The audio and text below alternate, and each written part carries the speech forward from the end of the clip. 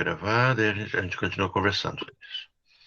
Então, tá, né? Vamos ver se a gente estimula a turma a fazer isso. A gente assiste e bate um papo sobre isso. Porque a grande questão é... Você assistiu Mindhunter? Um pedacinho só um episódio, dois só. Então, o que eu achei interessante em Mindhunter, mais do que a história é bem interessante, mas mais do que a história, é a construção do conhecimento. Como é que se dá esse fenômeno, né? Construir esses conhecimentos? Porque a gente, muitas vezes, só tem essa noção academicista, né? De um professor, um estudante, alunos e pesquisadores, e a coisa acontece no campo mesmo, né? Então, há um campo de discussão sobre é, o ser humano, e aí entra muito esse viés dos estudos de caso.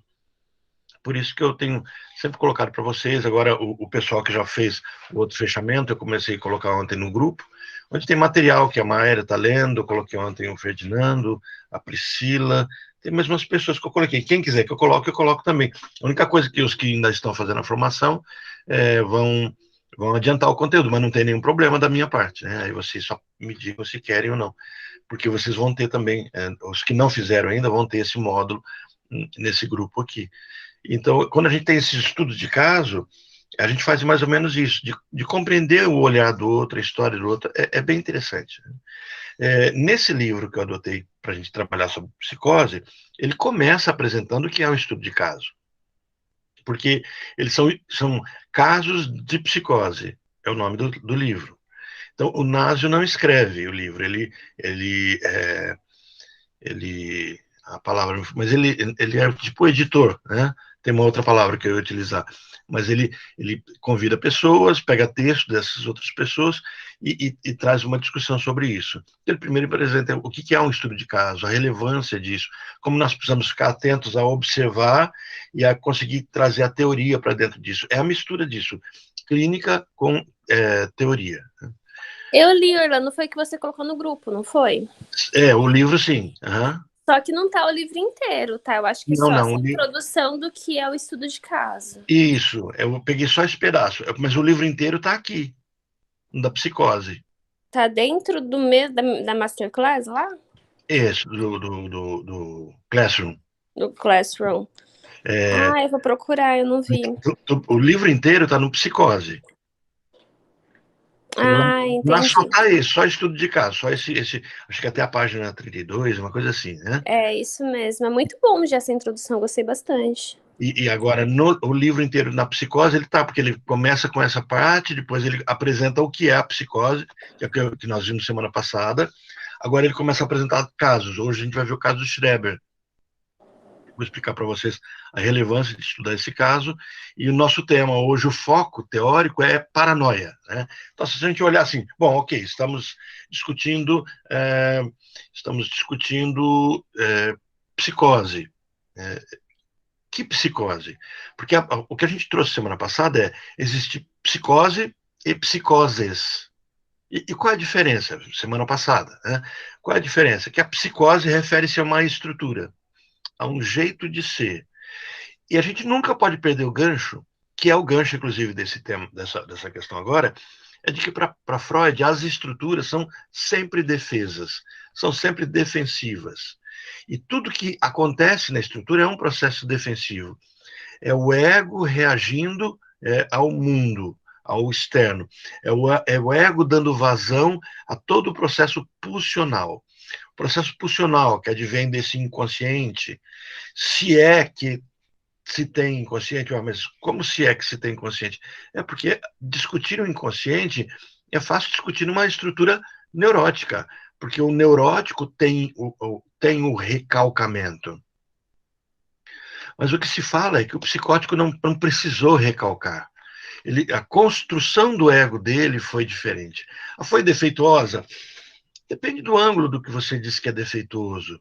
Por exemplo, o ego do neurótico é um ego sob ameaça de castração que precisou recalcar parte das suas memórias para que a vida tornasse possível. Isso criou um jeito de ser. Isso criou um estranho dentro de nós. Isso é neurose. O psicótico não passa por isso. O psicótico vive o Édipo diferente. Na construção do seu eu, ele o constrói sem que ele precise esconder dele mesmo alguém. Mas ele faz uma coisa pior do que isso, se a gente pode também usar a palavra pior, porque ela traz conceitos de bom ou mal, de certo ou errado. Mas semana passada falamos isso. Ele arranca um pedaço de si e lança fora. Então a dor que ele tem, ele arremessa. Mas ao arremessar, ela volta, porque pertence a ele, é dele. E ao voltar, não é reconhecida como de si mesmo. Gravem bem isso, porque é o que a gente vai começar a ver como a explicação do que significa a paranoia. Orlando, mas todo paranoico é louco? Não. Não, porque lembra, é defesa. Então nós nos tornamos paranoicos num processo defensivo. E o que Freud percebeu é que quando esse processo defensivo ocorre numa estrutura neurótica, existe uma angústia porque o paranoico reconhece que todo o processo paranoico dele é ele contra ele mesmo, há um reconhecimento. Ele só não tem controle disso. Esse estranho que vive dentro dele passa a ser um ser que ele não controla por não conhecê-lo. Ele tenta antecipar os passos desse estranho, mas é difícil porque, na verdade, é esse estranho que governa a vida dele. Eu construí uma figura, uma ilustração bem interessante para compreender isso, que é a figura do Uber. O Uber está dirigindo o carro, o taxista, o motorista, está dirigindo o carro, e você está atrás. Mas quem paga, quem diz para onde tem que ir, é você. Então, você tem a sensação de que você dirige o carro. Mas é o Uber que diz se vai pegar o caminho A, caminho B, se vai parar o carro, se vai devagar, se vai rápido. E a ansiedade passa a existir quando você e o Uber não começam a ter uma identidade, se tornarem idênticos, um igual ao outro. O psicótico, ele não tem essa figura do Uber, ele tem a figura do guincho. Eu tenho o meu carro que está sendo guinchado, e o outro está fora do meu carro, está arrastando o meu carro. Então, ao fazer isso, eu torno muito absoluto sobre o outro. O outro é mau, o outro não me respeita, o outro é muito bom, o outro é melhor que eu. Só que esse outro é uma expressão do outro, do que não sou eu, uma imitação, mas sou eu mesmo. Parece papo de louco, né? Mas é bem isso. No caso Schreber, por que ele chama atenção? Por dois fatores, né? A gente vai colocar entrando no próprio texto. Mas Schreber, primeiro, é ele quem escreve sobre ele. Ele é uma pessoa com paranoia, diagnosticado como psicótico, e nesse quadro todo, ele escreve sobre ele mesmo. Essa é uma curiosidade. É um louco falando sobre sua loucura. Esse é o primeiro ponto. O segundo ponto é que ele não foi paciente de Freud. Freud leu sobre ele. Naquela época se discutia muito sobre ele, porque ele era uma figura pública, ele era um juiz que estava indo para a Suprema Corte, presidente da Suprema Corte, ele pifa, ele surta, ele tem várias internações. Então ele chama a atenção daquela sociedade e Freud teoriza para tentar entender o que está acontecendo com ele. E Freud tem uma teoria sobre por que aconteceu tudo aquilo com ele. Essa teoria será invalidada. Não sei se vocês estão vendo aqui do meu ladinho, uma xícara. Consegui arrumar o recurso de manter meu café bem quentinho. Coloquei no aquecedor. Agora ela está quentinha. Você não pode derrubar, que daí eu faço arte, né? Mas olha, dentro do que a gente começa a discutir sobre psicose, quando a gente olha para Lacan tem um outro olhar sobre a psicose. A psicose para Lacan não é construída como Freud. Freud chega ao ponto de dizer que não tratamos de psicóticos, por motivos simples. Psicótico não faz transferência. O ego do psicótico não é acessível a partir do processo transferencial, porque ele vive sob uma transferência diferente, estranha ao neurótico. Ele não consegue se projetar no outro no formato neurótico. Na verdade, ele se perde no outro. Então, Freud vai dizer assim, ela não tem como a gente fazer esse caminho terapêutico. Então, a psicanálise freudiana pura, ela joga fora essa construção terapêutica, a parte terapêutica. Lacan não, Lacan começa a carreira dele exatamente com os psicóticos. Então, Então ele está lá no Hospital Santana, na França, como residente. Aí ele escreve na sala de plantão uma frase, lá na sala de plantão do hospital. Ele escreve lá: não é louco quem quer. Olha, a gente sempre ouve falar que só é louco quem quer, no sentido de que você consegue não ser louco, basta ter controle. E aí a perspectiva de Lacan é exatamente o inverso. Não é louco quem quer. Isso já está dentro de um caminho estruturalista, de um caminho onde Lacan vai falar sobre as estruturas. Esse enunciado ele pode ser lido assim, como só é louco quem pode. Já prenuncia o que será a postura freudiana diante da loucura. Então, abordar a psicose como algo específico e determinado, que tem sua lógica, seu rigor, que tem um jeito de ser, quer dizer, a psicose não é algo aleatório. Fulano teve um surto. E quando a gente fala de um surto, dá a impressão que houve uma desconexão com tudo. E é isso que Freud trabalha. Lacan vai melhorar mais ainda isso aí.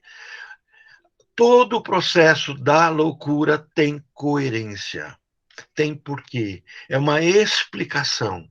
Então, ele vai dizer assim, aquele delírio, aquela alucinação, aquele comportamento, aquilo é resposta. Então, eu não tenho que ficar brigando com a loucura, eu tenho que entender o que ela responde. Então, eu tenho que fazer um caminho, entender que existe uma lógica, e não como um estado de espírito que qualquer um pode apresentar, porque aquela filosofia, aquela medicina, entendi que o louco é uma pessoa descompensada. Essa é a visão.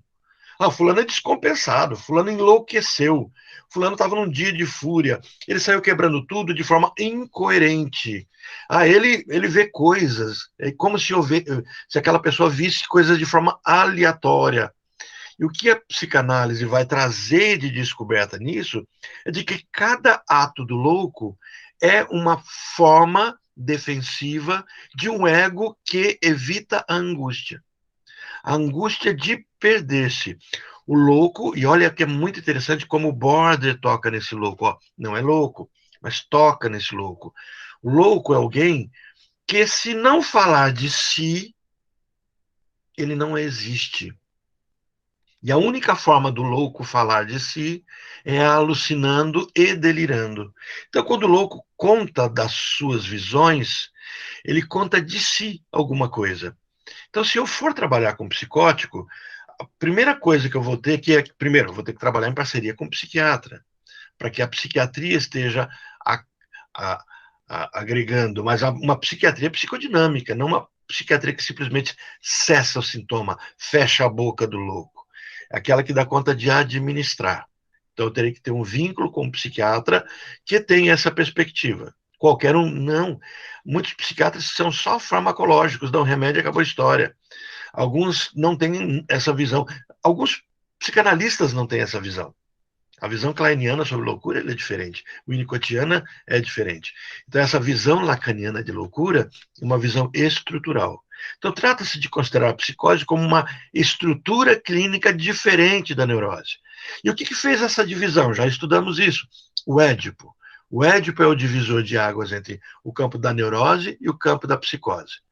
Então, Freud afirmava que existe na psicose uma espécie, perceba bem isso, existe na psicose, nessa estrutura psicótica, uma espécie de defesa muito mais enérgica e eficaz que na neurose. E que mecanismo é isso que existe na psicose mais forte que a neurose? Presta atenção nisso. O eu rejeita a representação insuportável, como se esta jamais tivesse alcançado o eu. É por isso que é mais ou menos isso aqui que a gente coloca. Eu resolvi trazer uns outros pincéis antigos e esqueci de testar. A pessoa, num processo de sofrimento, amputa, vimos isso na semana passada, parte de si, lança fora, e quando esse que foi lançado fora retorna, ele não é reconhecido. Então, o processo da psicose é o eu, o ego, rejeitando o quê? Aquilo que o neurótico carrega o tempo todo. O que ele carrega o tempo todo? A representação das coisas, o simbólico. O neurótico dá conta de elaborar tudo no simbólico. Por quê? Porque sofreu ameaça de castração. E quando fez isso, deu conta de trazer para o simbólico suas resoluções, suas angústias, seus problemas. E por isso ele suporta tudo isso de forma psicodinâmica, dentro de si. O neurótico é um saco de gatos. Já ouviram essa expressão? Saco de gatos? Onde não é gato de tudo quanto é cor, mas que se você coloca o gato no saco, chacoalha, quando você solta, eles saem em desespero. O neurótico é aquele que está dentro de si, brigando consigo mesmo. E tem suas angústias. Ele toma uma decisão, mas ele não sabe se a decisão dele é a correta ou não. Gravem bem isso, ele não sabe se essa decisão é correta ou não. Isso é angústia. O psicótico absoluto, ele não tem dúvida. Se o psicótico toma uma decisão, é aquilo, tá certo? Olha, mas parece ser muito mais seguro, então. Então, o psicótico tem decisões absolutas, sim, pelo bem e pelo mal. Se ele acreditar que ele é de outro planeta, ele é de outro planeta, não adianta você provar que ele não é. Se ele acreditar que ele está vendo Cristo e a visão dele está iludindo ele, se ele está vendo Deus, eu lembrei agora da história da mãe do príncipe Philip, né? Aquele que morreu, o esposo da rainha Elizabeth, Edward, né? Príncipe Edward, duque de alguma coisa lá. E na série, acho que Crown, tem um episódio em que Freud trata dela e aí ela tem raízes suíças por conta dos suíços, ela é diagnosticada como esquizofrênica e nessa esquizofrenia dela, ela tem alguns tratamentos de choque, eletrochoque, raio-x no ovário, etc. Mas olha, todo aquele quadro de loucura é um quadro de assertividade. Quadro de loucura é um quadro de certezas. Eu estou vendo tal coisa, é desse jeito, é absoluto. O neurótico, ele tem angústia, fala, será que o que eu estou vendo é verdadeiro? Será que de fato é isso que eu estou pensando? Será que é essa a decisão que eu tenho que tomar? Percebam a diferença? Então, assim, quando vocês estiverem em dúvida, angústia, fiquem felizes, porque vocês estão demonstrando estar numa estrutura que sofre, que é neurótica. Então, o eu rejeita a representação insuportável, como se essa jamais tivesse alcançado o ego. O que é curioso é porque essa representabilidade nasce de dentro desse próprio sujeito. Nasce dele, não é aceita por ele, mas é dele. E é jogada fora. Para a gente caminhar numa sequenciazinha, para entender como é que a gente chega nessa visão freudiana sobre o Schreber, só para a gente ter uma referência de tempo. Em 1895, no Rascunho H, que Freud envia para Fries, ele dizia que o objetivo da paranoia, lembra, esse é nosso foco. Estamos usando aqui o caso Schreber, mas estamos discutindo um tipo de psicose.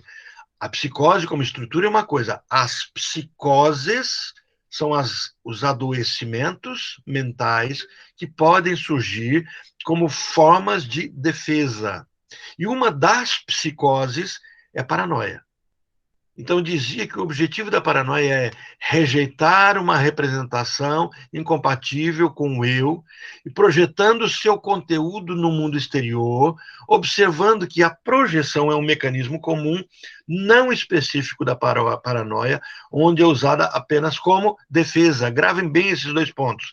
Freud está dizendo, primeiro, que na paranoia, uma psicose, mas os neuróticos paranoicos estão sofrendo, o mesmo fenômeno está acontecendo, mas não é estrutural.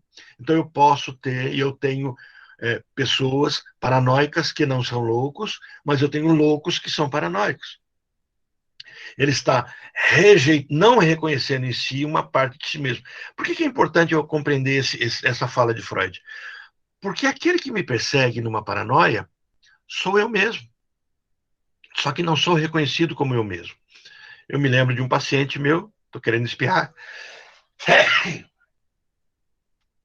blusa, né? A gente vai tirando as blusas do armário. O meu espirro é bem discreto, né? Algumas pessoas daquele espirrinho educado, né? O meu é bem discreto, mas eu confesso para vocês que É um momento. Se vivêssemos naquela época do rapé, eu cheiraria rapé, porque eu acho uma delícia espirrar. Deve ser por causa do tamanho do nariz, né? Aí é mais prazeroso. Mas, voltando para o assunto sério, saindo dessa sandice, loucura, na paranoia, ao se sentir perseguido, quem me persegue sou eu mesmo. Tenta, uma ilustração bem simplória, mas acho que agrega. Tenta imaginar uma pessoa que tem algo solto. Tenta imaginar que algo está preso a essa pessoa e ela corre. Está solto, preso a ela, mas solto no chão. E ela corre daquele objeto. E quanto mais ela corre, mais o objeto a persegue. E ela não percebe que o objeto não corre atrás dela, o objeto é dela, está preso a ela. Eu tive uma coisa que aconteceu comigo na minha juventude, um fenômeno de loucura, bem interessante. Eu dormi em cima do meu braço. Eu estava ajudando a cuidar de uma casa de alguns amigos, isso em Goiânia. Então, em cada quarto da casa estava uma pessoa, eu estava num quarto, e no meio da noite, e era um grupo de amigos, tudo grupo de jovens, né, pessoas de igreja, né? Então, a família foi viajar, pediu para os jovens ficarem na casa para não ter problema de roubo. E eu, cuidando da casa, no dia anterior teve um assalto, teve um roubo. Quando eu cheguei na casa, tinham entrado, tinham feito a limpa na casa, levado objetos meus, e chamamos a polícia, tudo. No dia seguinte, eu não fiquei mais sozinho. Aí ficou um grupo de jovens comigo, e aí eu estava, acho que, abalado por essa imagem, né? Olha a loucura, né? Essa imagem do assalto, e no meio da noite seguinte, eu dormi em cima do meu braço. Meu braço anestesiou, começou a formigar. E de madrugada, isso depois um colega meu me contando, eu começava a gritar assim: me solta, me solta, me larga. E gritava. No meu sonho, o sonho para mim é muito nítido isso. Um rato tinha pulado em cima de mim. E quando esse rato tinha pulado em cima de mim, eu brigava com esse rato e jogava o rato. E quanto mais eu jogava no meu sonho o rato, mais o rato pulava em cima de mim. Gente, o rato era meu braço. Ele estava dormindo e eu jogava o braço. Aí o meu colega dava risada, moleque não presta, né? Eu tinha uns 19 anos, os outros só deram risada, né? Porque eu parecia um doido. Quando acenderam a luz, eu acordei. Mas enquanto não acendia a luz e vinha a penumbra, aí um pensou que era uma pessoa, mas eu falei assim: solta ele! Mas como é que ia soltar? Era o meu braço, eu jogava o braço voltava. Eu jogava o braço voltava. Voltando para o assunto sério, isso é loucura. A loucura nada mais é do que a paranoia. Aquele que me persegue sou eu, num processo defensivo. Isso em 1895 Freud já teorizava, né? Em 1896, no ano seguinte, ele retoma as considerações sobre a psiconeuroses de defesa num artigo que se chama Novas Observações sobre as Psiconeuroses de Defesa. Ele diz assim, utilizando o esquema de classificação dos sintomas da neurose obsessiva. Então, lembra, Freud parte da histeria e da neurose, das neuroses, da histeria e da neurose obsessiva, quer dizer, das neuroses, para construir o conceito de loucura. Lacan fez o oposto. A partir da loucura, construiu os conceitos de neurose. Olha, ele vai utilizar esse esquema de classificação dos sintomas de neurose obsessiva e aplicá-lo à paranoia. Por quê? Porque esse fenômeno paranoia era também identificado no obsessivo. Quando Freud escreve Schreber, ele tem uma busca teórica, ele não está muito interessado em falar sobre a loucura, apesar de falar sobre ela. Ele está teorizando sobre a teoria da libido. E esse processo da libido dobrar-se de volta sobre si mesmo, num processo que ele vai chamar de narcisismo. E o narcisismo, ele é afeito, ele é disponível a todos os seres que começam a construir a percepção do mundo. A única coisa é que o psicótico, ao construir o narcisismo, ele não avança para aquilo que a gente chama de narcisismo secundário. E o neurótico avança. No processo de adoecimento, há um retorno. Já estudamos o narcisismo primário. Então, nós temos a figura do eu ideal e do ideal de eu, do ego ideal, do ideal de ego. O primeiro narcisismo é um ego ideal. Eu não sou o que eu sou como me veem. Então, em 96, utilizando esse esquema de classificação, ele começa a aplicar dos neuróticos, começa a aplicar na paranoia. A diferença entre paranoia e obsessão, porém, encontra-se no fato de que na paranoia, gravem também isso, as recriminações são projetadas ao mundo exterior. E na obsessão, ela mantém no mundo interior. Então, o que acontece? O obsessivo, quando ele fala assim, eu sou mau, eu não presto, eu tenho que tomar cuidado, senão eu vou morrer de fome, as pessoas não devem se aproximar de mim, porque eu não sou uma pessoa agradável. Isso é o obsessivo. Ele está fazendo isso tudo com um outro que ele internalizou, já estudamos isso em Luta e Melancolia, e trouxe para dentro de si. O paranoico faz o oposto, ele não traz para dentro de si. Ele joga para o outro. O outro não presta, o outro me ameaça, o outro não é digno de ser visto, aceito. Ele vilaniza, torna vilão um outro. Então ele sempre se sente perseguido, sempre é vítima. Sempre, de alguma forma, ele é vítima. Orlando, mas e os neuróticos que sempre são vítimas, sempre se vitimizam, estão em quadro paranoico? Estão, mas são loucos? Se a estrutura não for de psicose, não. A diferença é a coerência interna.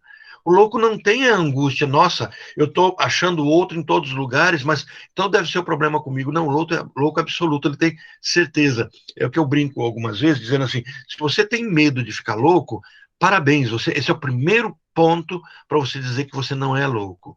Porque os loucos não têm medo de ficar louco. Eles têm certeza que nunca enlouquecerão.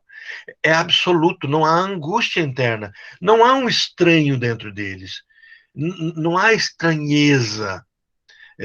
A neurose nos traz a estranheza. Nós não nos reconhecemos de vez em quando.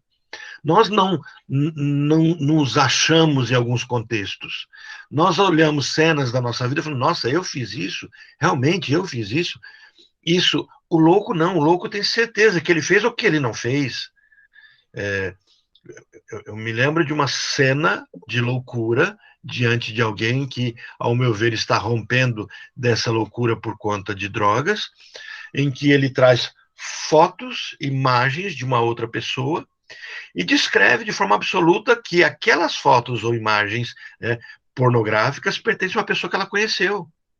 Mas você olha, as pessoas não são as mesmas. Ele diz assim, são, você que não está vendo. Foi mudada.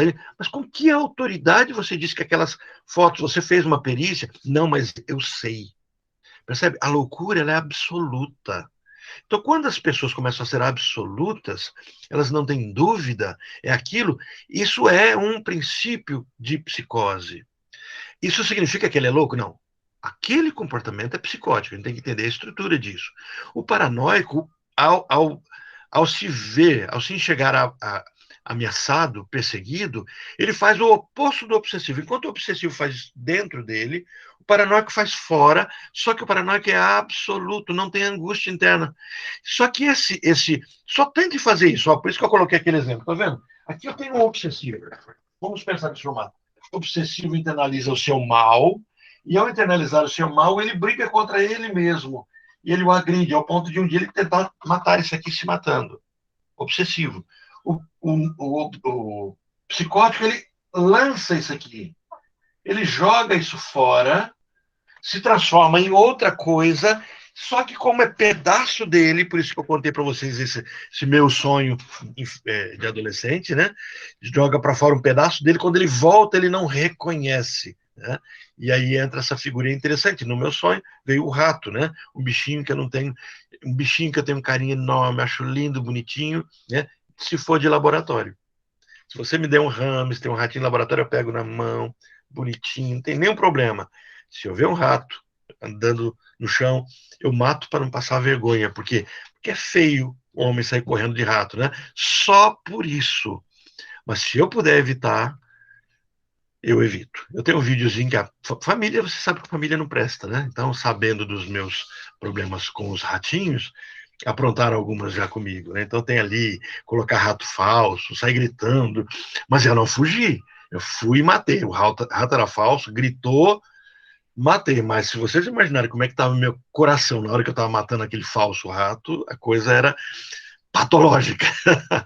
Ó, avançando no tempo, em 1899, escrevendo para Fliess, na carta 25, ele introduz a noção de um ponto de fixação no desenvolvimento libidinal, que, no caso da paranoia, é o autoerotismo. Já estudamos sobre isso.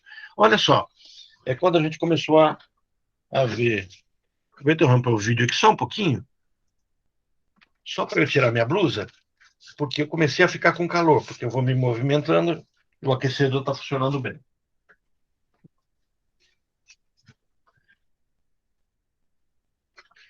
Então, quando a gente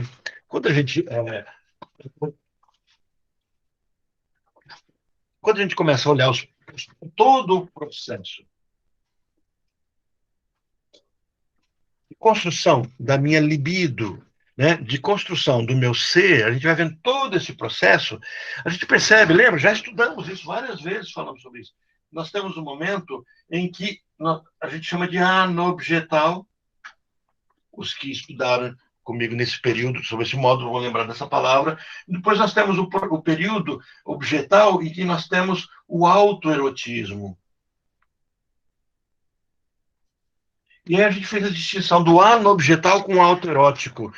O momento em que a criança faz o chuchar do dedo, traz para a boca e chupa o dedo, no momento em que ela já percebe que ela está trazendo o outro para dentro de si, é uma forma dela manter o contato com o seio, com o calor, com o acolhimento. Enquanto ela está fazendo isso, isso é autoerotismo. Ela reconhece o corpo como existindo e o traz. Mas o primeiro momento é anobjetal. Ela não tem construção de outro. Então, ao fazer isso, ela não há um eu e um objeto. Então, todo ato é um ato em si mesmado, extremamente em si mesmado.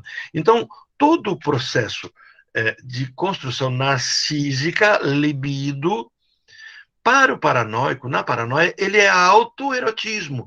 Então, quanto mais força o outro tem ao me perseguir, mais forte eu sou, porque eu estou lá no outro. Então, existe dentro dele um desejo de invalidar aquele que o persegue. Por quê? Porque aquele que o persegue é ele. Ele só está na cadeira de assistir a história, onde, enquanto o neurótico vê a briga, por isso que eu usei a ilustração, um saco de gatos, a briga entre gatos dentro de um mesmo ser, o, o, o, o Schreber ou os psicóticos estão vendo isso acontecer do lado de fora.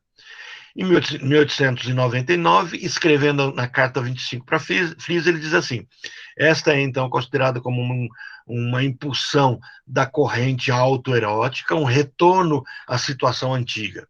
Nesse processo, a paranoia desfaz as identificações, restabelecendo as pessoas que se amou na instância, e cinde, separa o eu em diversas pessoas estrangeiras ou estranhas.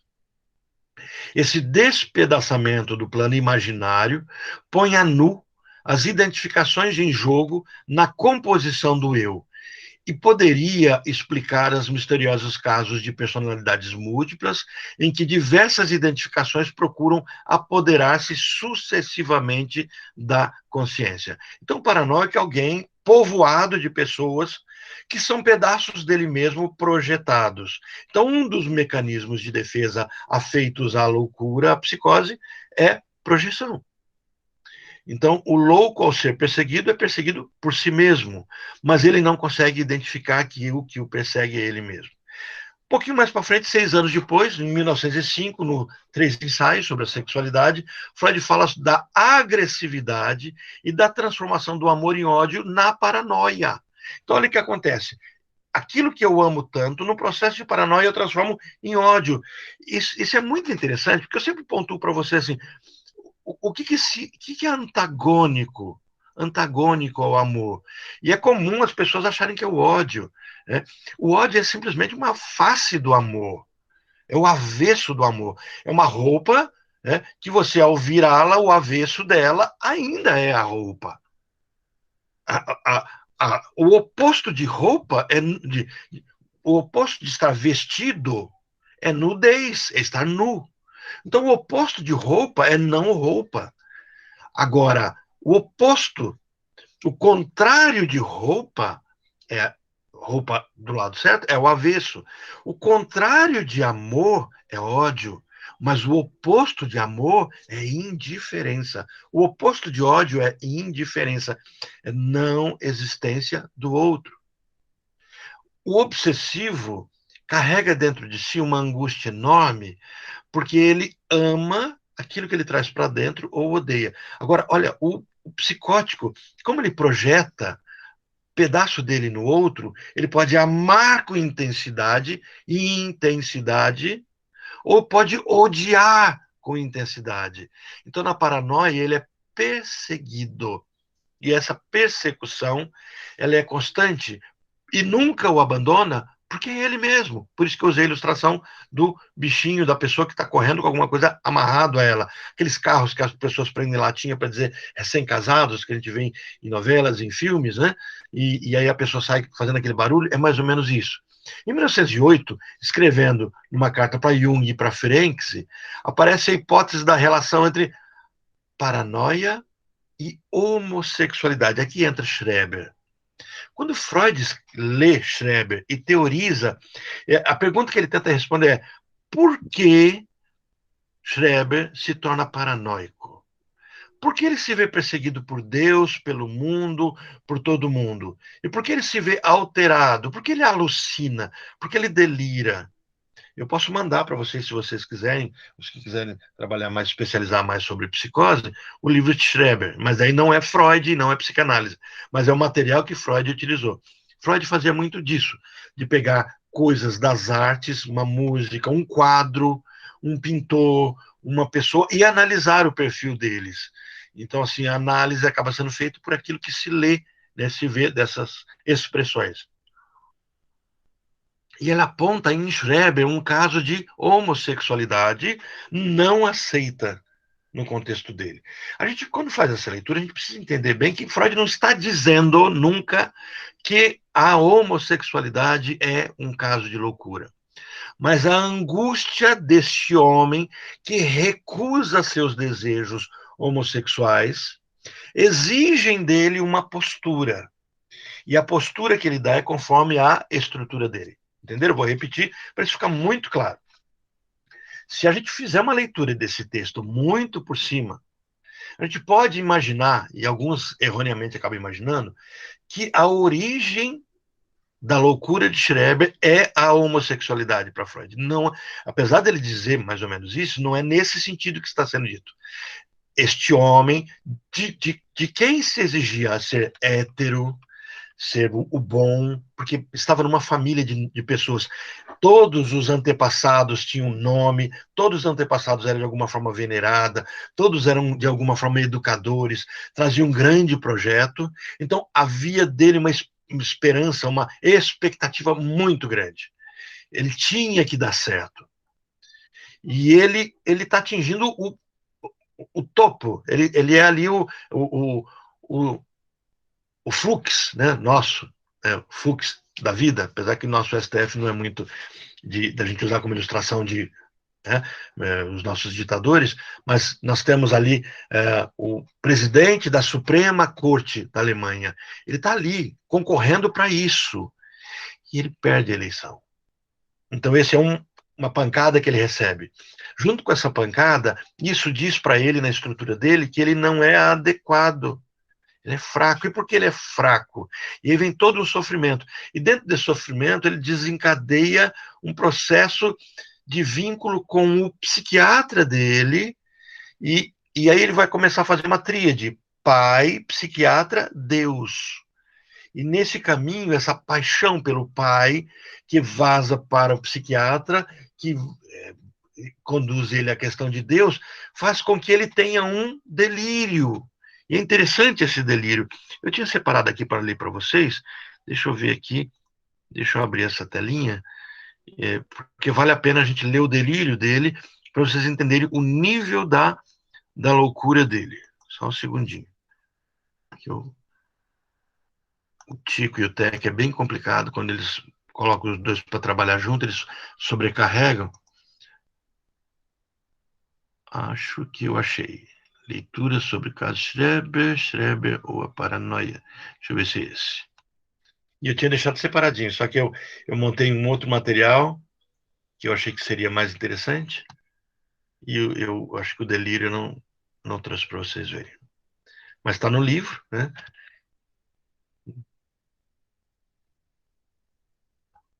Não é este.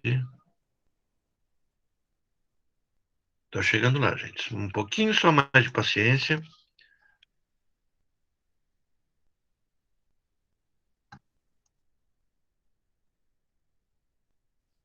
Psicose, Schreber ou a paranoia. Acho que é este.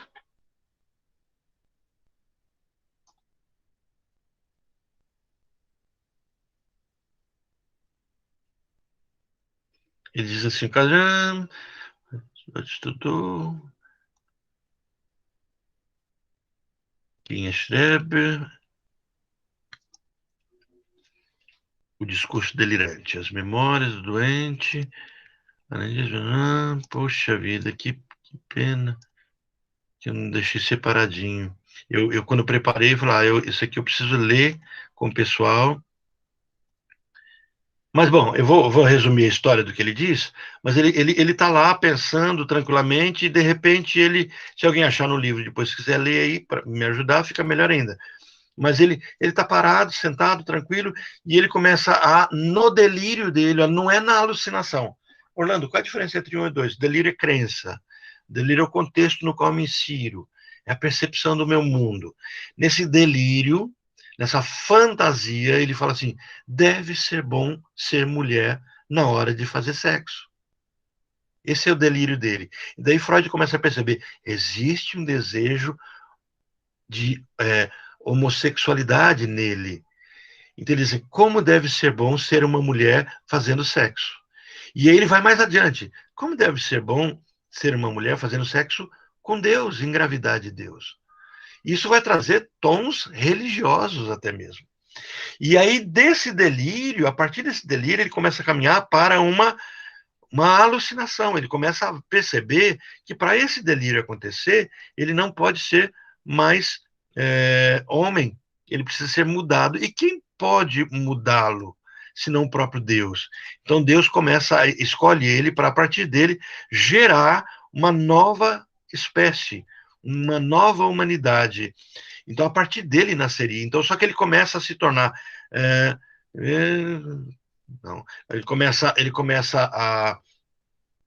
a se emasculinizar, quer dizer, se tudo deixar de ser masculino, tornar-se feminino. Ele chega para o psiquiatra e diz assim que as vísceras dele estão sendo derretidas para que Deus construa dentro dele um útero e ele geraria de dentro dele um ser novo que seria a nova humanidade. Essa é a loucura dele. Só para vocês entenderem, né? É ele que escreve o livro e ele que diz o que está acontecendo com ele. É bem interessante, é um livro de defesa da loucura dele. E Freud faz análise dessa pessoa. Né? Não achei, vou ficar devendo para vocês, depois eu posto no grupo o texto. Achei. Só porque eu falei. Acho que achei aqui. Só porque eu falei que eu achei, eu não achei, né? Que coisa. Mas aí eu mando para vocês o texto, né? Tá na apostila que eu mandei para vocês, mas ele fala bem isso. Quer dizer, como deve ser bom ser mulher no ato sexual? Como deve ser bom ser penetrado por Deus? Então, ele constrói. Isso é a fantasia dele. Só que imagina isso dentro de um homem sério, um homem que era um exemplo para a família dele, precisava ser. Como é que ele poderia assumir isso? Só enlouquecendo. E é isso que começa a acontecer com ele. Então, o caso de Schreber passa a ser um caso interessante, porque Freud quer desvendar esse processo de paranoia nessa estrutura, nesse jeito de ser. Perdi agora onde é que eu estava na nossa tela. Estávamos em 1911 agora, né? 1905 já passamos, isso. Estão acompanhando, mesmo com essa meu tumultozinho, está tudo tranquilo? Sim? Bom, então vamos lá. Em 1911, em 1908, na carta para Jung, falei para vocês que ele teoriza que existe uma hipótese de relação entre paranoia e homossexualidade. E ele utiliza a tríade de frustração. frustração, regressão, fixação, já desenvolvida nos 3 ensaios. Gravem. Isso é trabalhado principalmente com a perspectiva das perversões, né? Frustração, regressão, fixação. Eu desejo algo, o desejo é intransponível, oferece um obstáculo muito grande, eu regrido para um momento de conforto e nele eu me fixo. Então ele vai dizer assim, que o obsessivo, o paranoico é esse, né? O psicótico é esse, que ao perceber a frustração não a suporta, recua para dentro de si e fixa ali. Só que o desejo dele é projetado, isso na estrutura psicótica, projetado no outro. Então agora o outro que o violenta, não é mais ele. Então ele passa a ser vítima em todo esse caminho. Em relação à paranoia, a frustração é a não satisfação de uma pulsão homossexual. No caso Schreber. Schreber tinha desejos homossexuais. Não poderia satisfazer esses desejos naquele contexto dele, porque isso significava para ele perder o respeito pela família, da sociedade, e há outros fatores, ele não tinha filho, queria ter filho, então até da compreensão de como a homossexualidade chega na visão dele. Então todo esse caminho dele é um processo de frustração, primeiro ponto. O que a gente vai extrair disso?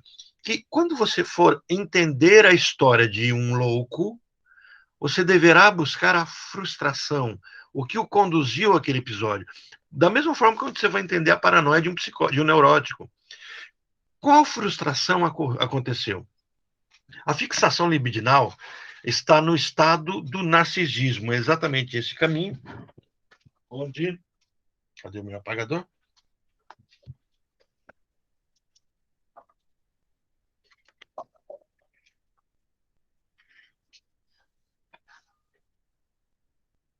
Onde a minha construção, meu narcisismo, minha construção narcísica, eu retorno. A fixação libidinal está no estado do narcisismo.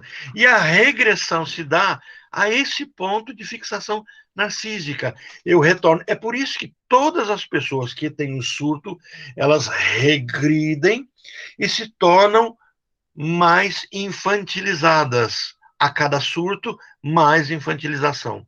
Por quê? Porque é um processo de busca do anterior. Então, para explicar a explosão da libido homossexual que teria desencadeado a psicose fenomenal de Schreber, Freud propõe diversas hipóteses. Por exemplo, ele diz assim, será que esse desejo homossexual de Schreber teria vindo porque ele tinha chegado na andropausa, o momento em que os hormônios dele masculinos estavam fracos? Primeira teoria. Segundo, será que é o fato dele não ter filhos? Então, assim, através dos quais poderia ter sublimado sua pulsão homossexual? Então, assim, se ele tivesse filhos, haveria uma sublimação de desejos homossexuais. Lembra que para Freud, a homossexualidade nunca foi um problema, como nem a heterossexualidade. Existem pulsões, desejos sexuais e desejos sexuais narcísicos. E Freud vai teorizar que os homossexuais são mais narcisistas porque eles não buscam no outro o seu oposto, mas buscam no outro aquilo que eles são. Se um homem busca um outro homem, ele não busca o que lhe falta, ele busca a si mesmo no outro. Então, essa é a construção de Freud sobre a questão da homossexualidade, que nós vamos ter oportunidade de trabalhar melhor. Acho que a gente já trabalhou um pouco disso e a gente vai depurar melhor essa temática, né? E a terceira possibilidade é a ausência da mulher que estava em férias quando o desencadeamento da sua psicose. É curioso que eu tive um paciente que surtou exatamente nesses contextos, né? Não no contexto de ter chegado, no contexto hormonal, tinha passado seus 45 anos de idade, né? Tinha apenas uma filha, mas tinha uma história complicada, onde tinha sofrido muito abuso durante 10 anos, foi abusado por um parente, pelo cunhado, e no momento em que a esposa viaja, ele se vê longe da esposa, ele tem um surto, e nesse surto, ele acaba usando muita droga e a coisa é potencializada. Então, Freud teoriza que isso pode ter acontecido com ele. E dessas 3 hipóteses, ele vai dizer assim, olha, nenhuma consegue explicar o desencadeamento da psicose. Todas podem trazer angústia, pode trazer problema, a pessoa pode usar algum mecanismo de defesa, mas por que fantasiar tanto ao ponto de alucinar? Porque Schreber não apenas delira, ele não cria uma fantasia, ele não se sente ou perseguido ou não pelo mundo. Agora ele começa a alucinar. Então Freud apreende a questão homossexual evidente no delírio, então ele pega do delírio e a coloca no lugar de causa formulada, de causa do sofrimento, formulando sua teoria da psicose e a maneira da teoria da neurose. Então ele pega um princípio norteador das neuroses, quer dizer, a neurose é desencadeada por um evento frustrante, uma situação traumática não elaborada, e aí ele diz, ele vai trazer o mesmo conceito para a psicose. E essa passa a ser uma crítica, muitas vezes, que é feita a Freud, de trazer esse caminho, mas a gente não vai mexer com a crítica agora, mas para compreender. O que é para Freud, então, psicose? Defesa. Defesa. Está se defendendo de alguma coisa.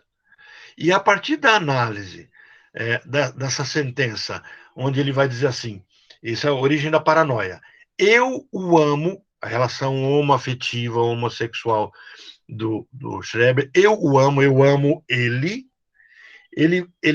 na verdade, está dizendo que se ama, porque ele projeta ele no outro, não reconhece o outro como sendo ele, mas como sendo uma outra pessoa, e de forma narcísica, ele ama ele mesmo, mas estando no outro. Percebe? Parece complicado, mas não é. Enquanto o neurótico faz isso de uma forma narcísica, dentro de si, eu me amo, eu me basto, eu vivo em torno de mim, eu não preciso do outro, estou apaixonado por minha própria vida, e inclusive odeio a mim mesmo exatamente por isso, neurose obsessiva. O psicótico arranca um pedaço de si, lança para fora, mas ele diz assim, eu te amo. E ao dizer isso, ele mesmo também diz para si mesmo, eu te amo. Então essa expressão, eu o amo, significa eu me amo. No delírio de perseguição, presente na paranoia, há uma transformação da sentença. Eu o amo em eu o odeio. Por quê? Ao perceber que eu o amo e você é igual a mim, eu te odeio porque você não está em mim. Por isso que eu coloquei para vocês anteriormente que o fato de usar uma palavra que parece ser diferente não significa que é a ausência dela, é o avesso da mesma roupa. Seguindo da projeção, no outro, ele me odeia. Eu te odeio, ele me odeia. E aí, como os psicóticos são absolutos, eles não carecem, eles não têm dúvida, tudo é desse jeito, é desse. Por quê? Porque não há angústia interna, não há o recalcamento.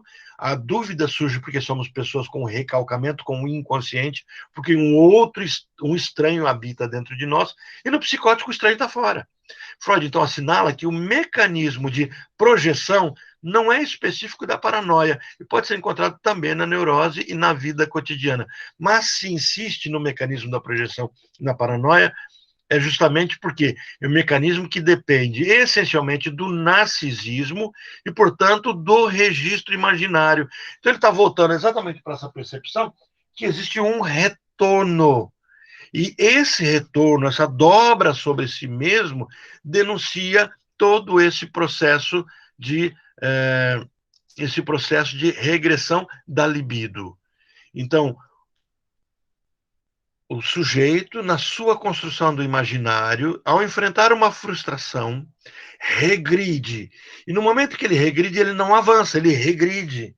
Então ele deixa de se construir no imaginário e está agora de forma extremamente imatura, visualizando seus desejos não reconhecidos como si mesmos, mas reconhecidos como outro. Ok? Até aqui. Alguma dúvida?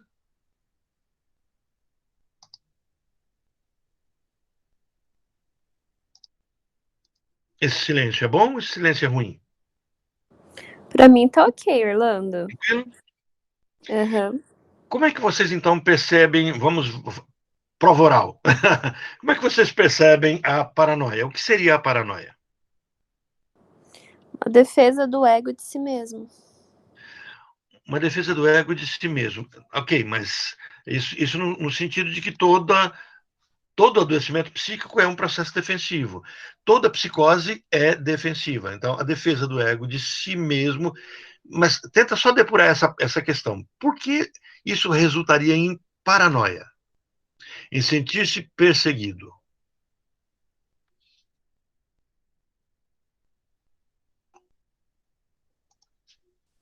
Será uma fuga, Orlando?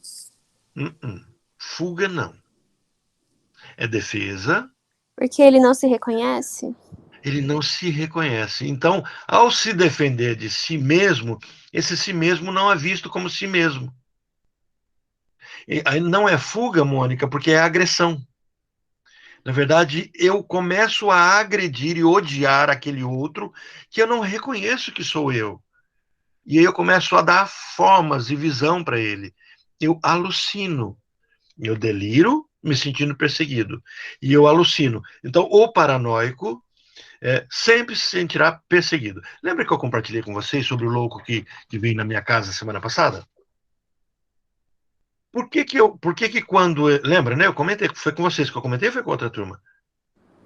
Eu lembro do caso, não lembro se foi na supervisão ou na aula.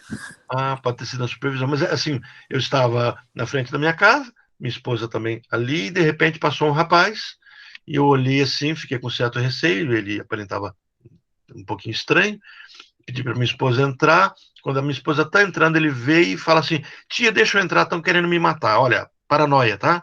O fenômeno é paranoico. Estão querendo me matar. Aí minha esposa entrou, eu fechei o portão e falei assim: quem está querendo te matar? Olha, eu fiquei trancado dentro do portão.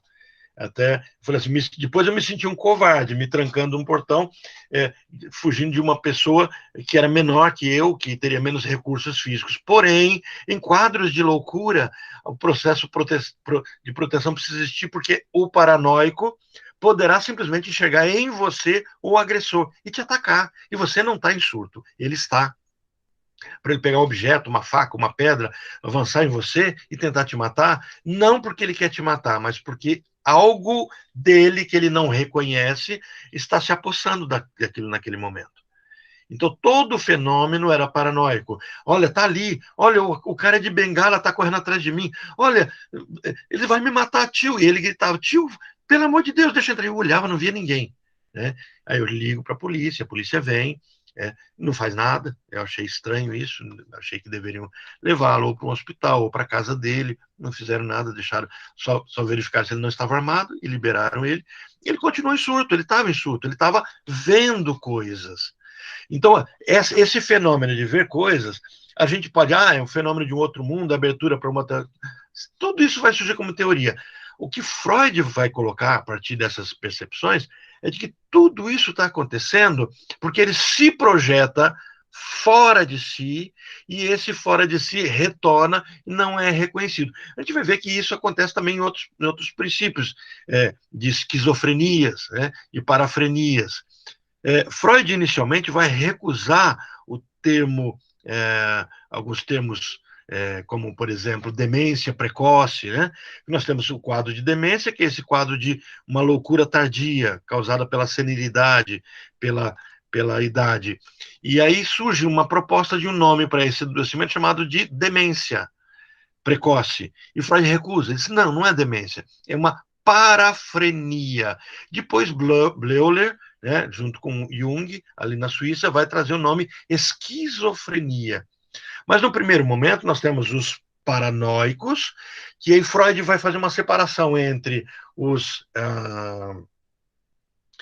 as neuroses de transferência. Gravem isso também, que é interessante entender por que Freud entendia que não se fazia terapia com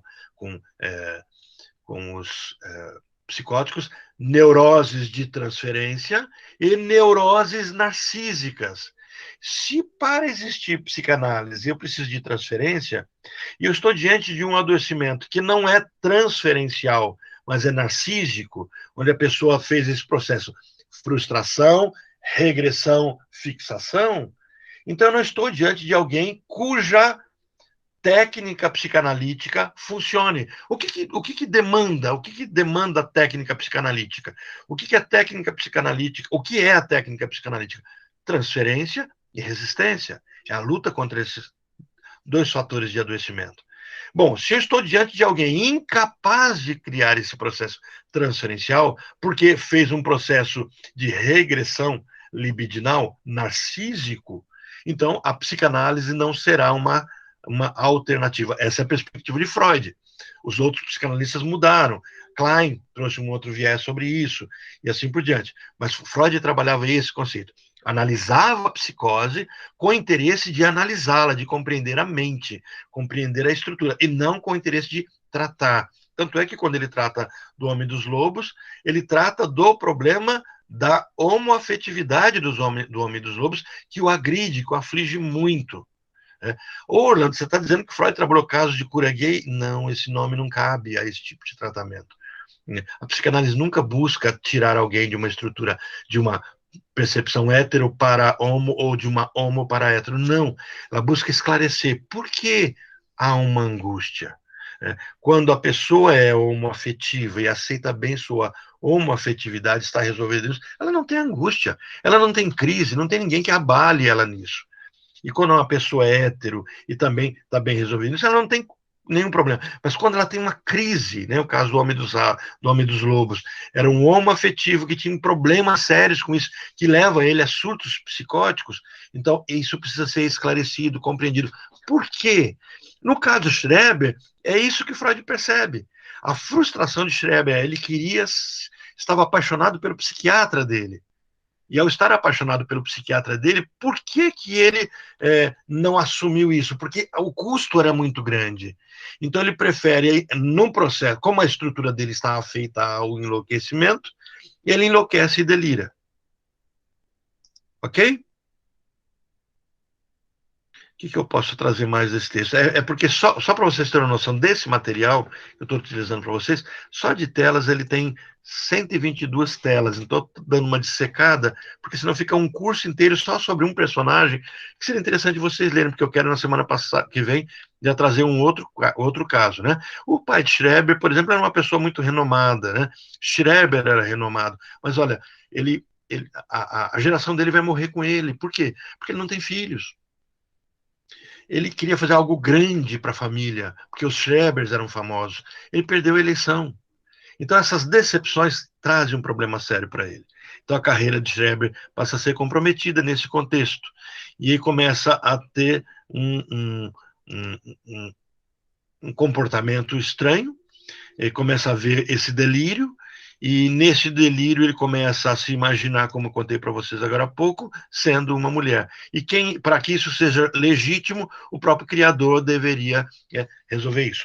Aqui Freud atribui todo esse sofrimento dele à função paterna. O que é interessante é porque Lacan e Freud têm um viés diferente sobre isso. E por um motivo muito simples. Lacan começa a trabalhar a psicose a partir do caso Aimé, que a gente vai estudar também, tá? Então, não vou entrar em detalhes sobre isso, porque a gente vai estudar o caso Aimé. O caso Aimé é um caso de psicose. Quem trouxe para a gente o caso Aimé no percurso uma vez foi o Alex, que foi o TCC dele, né, de psicologia, e aí ele fez um estudo de caso e trouxe na apresentação no pessoal da psicanálise. E Lacan tinha uma história bonita com a mãe, e uma história onde traz a questão da mãe, e Freud é a questão do pai. Então, para a psicanálise, para Freud aqui, a discussão no caso Schreber é o pai, né? A função paterna. Dentro dessa perspectiva, a paranoia não seria uma defesa contra a homossexualidade, no caso, se for, no caso lacaniano, da função paterna. E aí Lacan vai dizer assim, Freud perdeu de não buscar um problema entre Schreber e o pai, que carregava muita expectativa. Então, a função paterna para a teoria lacaniana tem toda essa relevância, e nessa questão da função paterna, Lacan critica Freud por não ter avançado mais. Ele diz assim, olha, se tivesse avançado, teria compreendido, Lacan, tá? Que o problema dele não é a homossexualidade, o problema dele é o pai. E Freud diz, não, o problema deles, os dois não tiveram bate-boca, tá? Tempos diferentes. Freud escreve, Lacan analisa. Assim, Freud escreve sobre Schreber, Lacan escreve sobre Freud. Só para vocês entenderem a complexidade desse tema, eu mandei para vocês hoje lá no Classroom um livro de Lacan, Seminário 3, sobre psicoses. Lacan passa o ano de 1955 inteiro, o ano inteiro, só falando sobre isso. Então, assim, a gente está tendo que dar uma resumida ali em 1h30, no máximo 2 horas, de um tema que Lacan gastou um ano para discutir, teorizar, questionar, revalidar, né? E por quê? Porque há muito conteúdo. Na abordagem lacaniana, o quadro paranoico seria definido como fora-clusão do nome do pai. Freud, ao contrário do Freud, então Lacan faz uma ligação entre o sistema educacional do pai e do delírio, o sistema educacional do pai e o delírio de Schreber de um delírio ortopédico, de estar conforme as regras. Então ele precisa criar novas regras, novo mundo. Daí viria todo esse caminho. Orlando, me tira uma dúvida aqui. Pode Esse falar. conceito de fora-clusão que a gente tem aí, que acontece no Édipo, que cria as estruturas, então parte veio de Lacan? É de Lacan. Ou foi Freud que conseguiu conceitualizar? Não, o conceito de fora-clusão é de Lacan. É de Lacan? Lacan Ah, traz esse conceito. É claro que é uma leitura dele sobre Freud. Freud trabalha muito o conceito de representabilidade, esse conceito do narcisismo, o conceito do Édipo, isso Freud. Quando Lacan trabalha isso, ele trabalha o conceito de fora-clusão, onde parte eu lanço fora e não consigo mais reconhecê-la como minha. Freud não usa essa expressão, é Lacan que vai usar. Ah, entendi. Obrigada. Nada.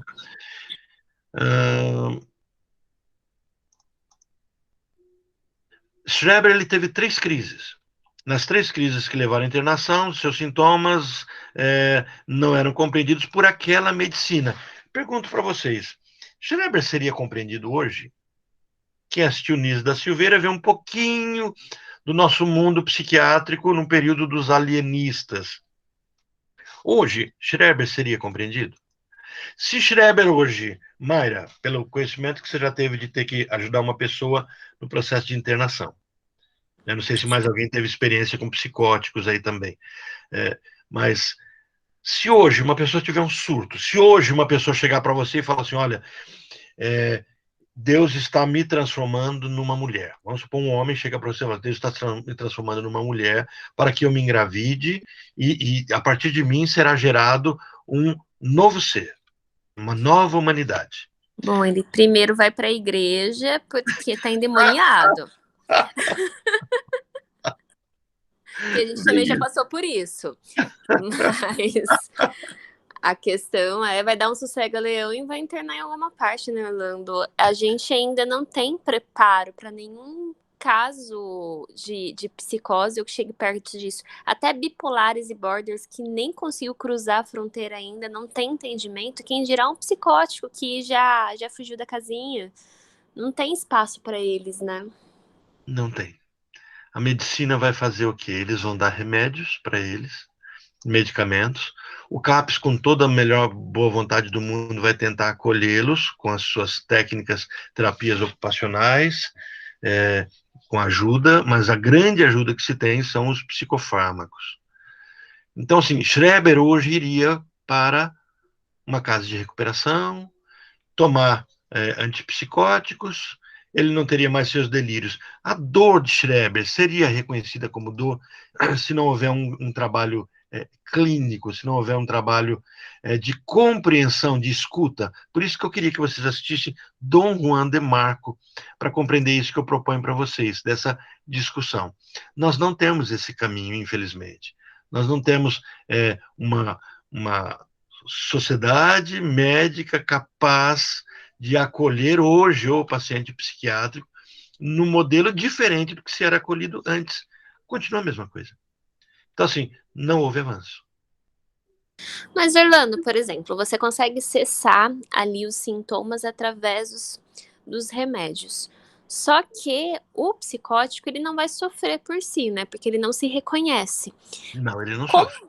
como que funciona esse processo? Porque já que ele se defende através ali da fantasia, se você cessa o sintoma, o que ele vai utilizar para se defender? Como que ele vai trabalhar com isso? O remédio vai ficar cada vez mais fraco. Então é por isso que ocorrem esses surtos ocasionais, porque Sim. de alguma forma ele precisa se defender e vai... A dor, enquanto não houver esse processo de escuta, porque no texto que eu mandei para vocês, ele vai trabalhar muito sobre essa temática. Ele vai trabalhar essa discussão de que a fala, o psicótico é alguém que está falando, mas ele fala com as alucinações e os delírios dele. E ele precisa falar, porque é a única defesa que ele tem.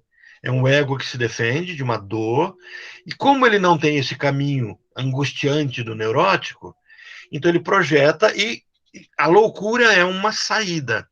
Se você cessa a loucura, você tirou a saída. Então o que você vai ter que fazer? A vida toda ficar cessando.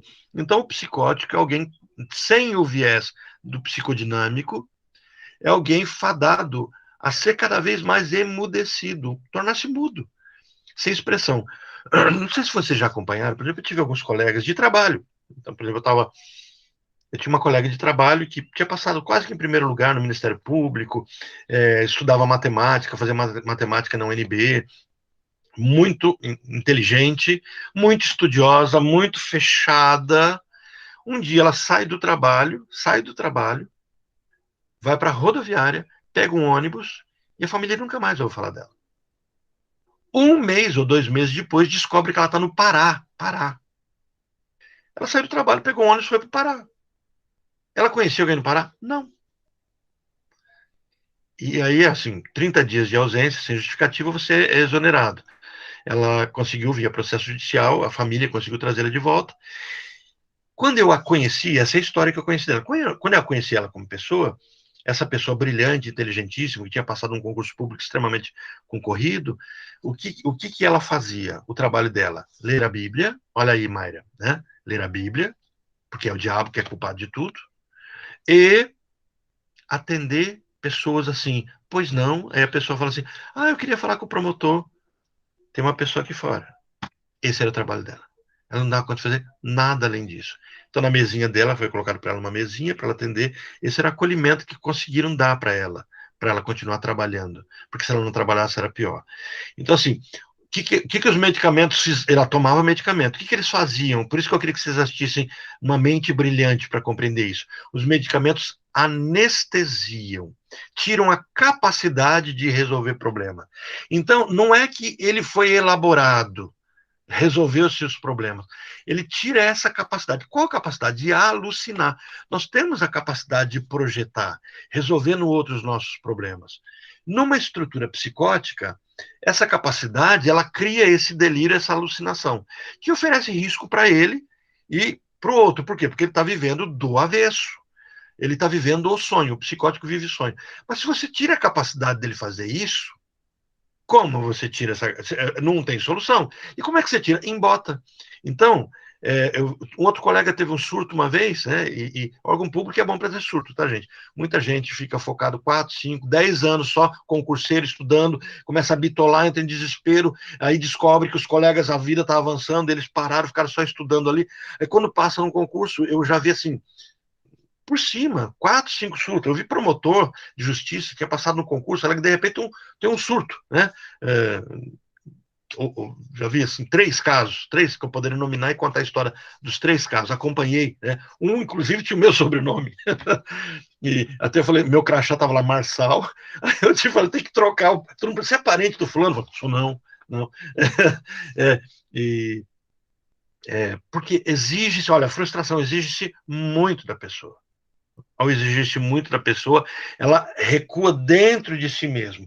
Isso, para um neurótico, adoece ele. Ele pode tentar suicídio, ele pode se isolar, ele pode começar a ser uma pessoa muito econômica. Olha, os fenômenos do obsessivo.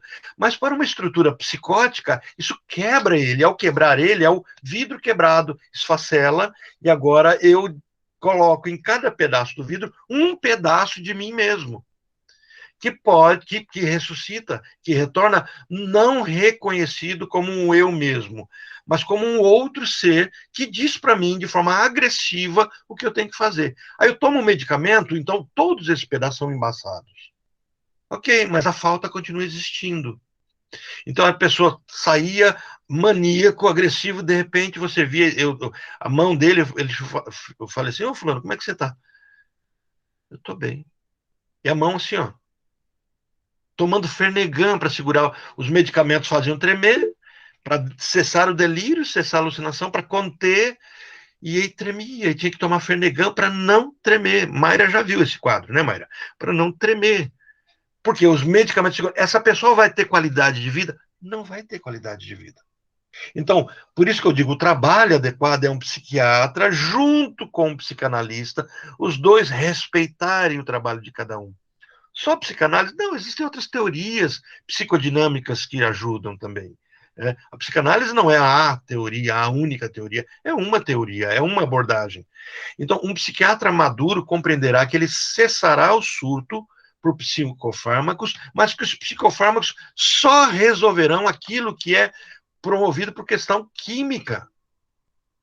Ou um problema hormonal, químico, ok, os psicofármacos cessarão.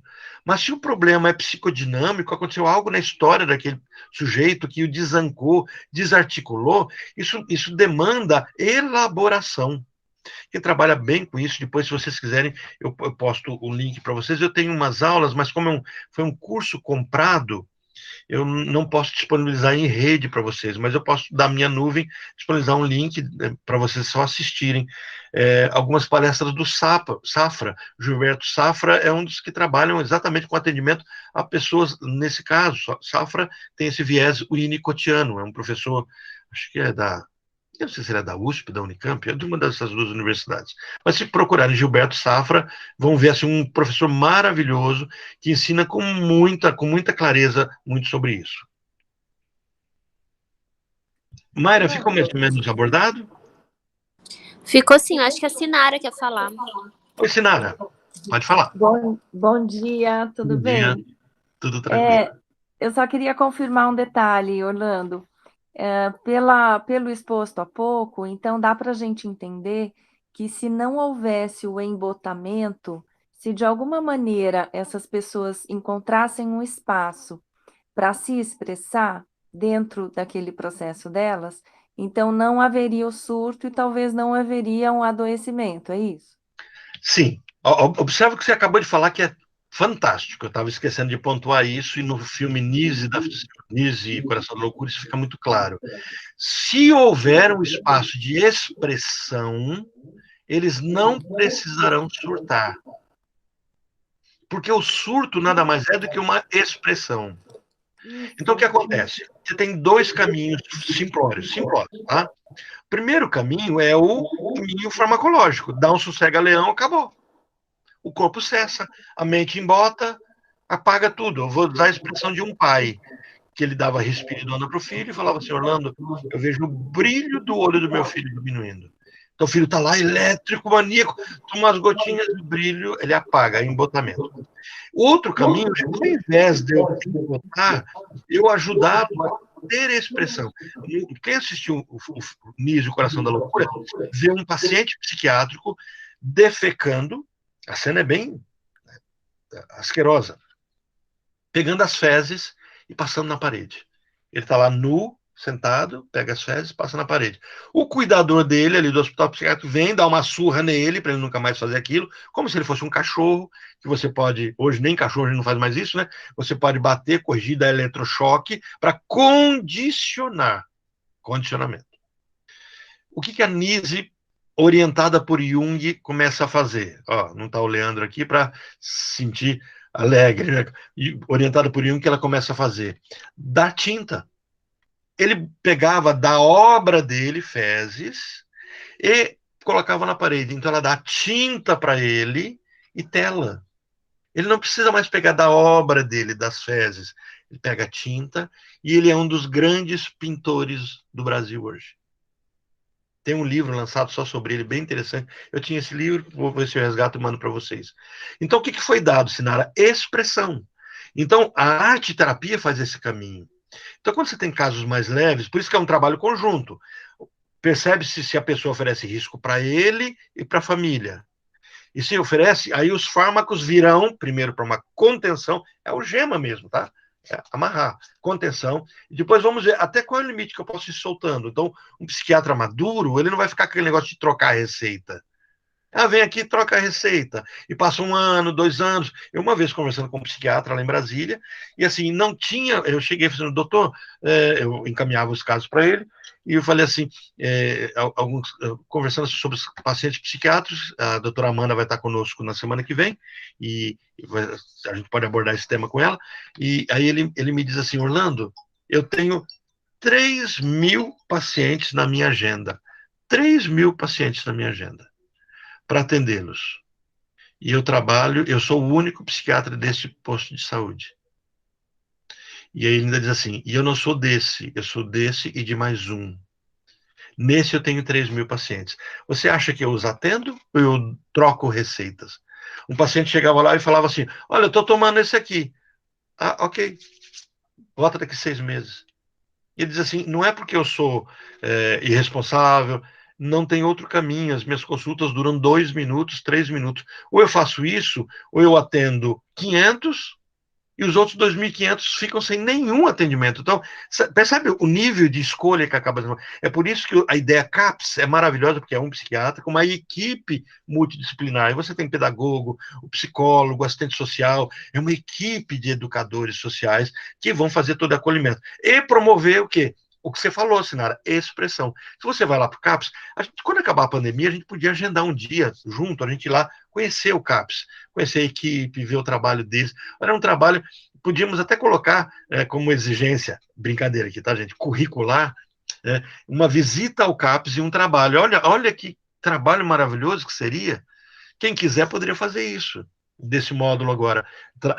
Trabalho do módulo. Visitar o CAPS e fazer um breve relatório sobre como é que funciona lá. Lá o que eles concedem? Local de expressão, porque a perspectiva é de hospital-dia. O paciente vai para lá, faz arte-terapia, terapia ocupacional, grupos de desabafo, tricô, crochê, alguma coisa, né, para que haja novas expressões. E o trabalho é artesanal, é devagarinho, você vai conquistando espaços. E aí esse paciente que precisava projetar, você ensina ele a projetar em objetos, projetar de forma diferente e começar a elaborar. Então, você não cria num processo transferencial ortodoxo, tradicional freudiano, mas você faz um processo artificial, com a construção de um falso self, uma transferência de um ego externo que simplesmente orienta. Então, o terapeuta passa a carregar esse caminho, de ser um contenidor de conteúdo, né, de contenir, o inconsciente que está vazando dentro do psicótico. Então, a ilustração seria essa: o psicótico é alguém cuja bandeja, assadeira da psique, não tem bordas. Faltou superego. Então, ela vaza.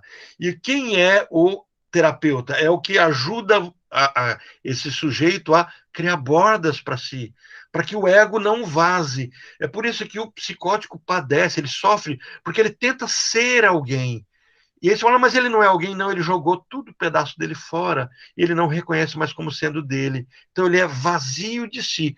Tudo que ele está projetado.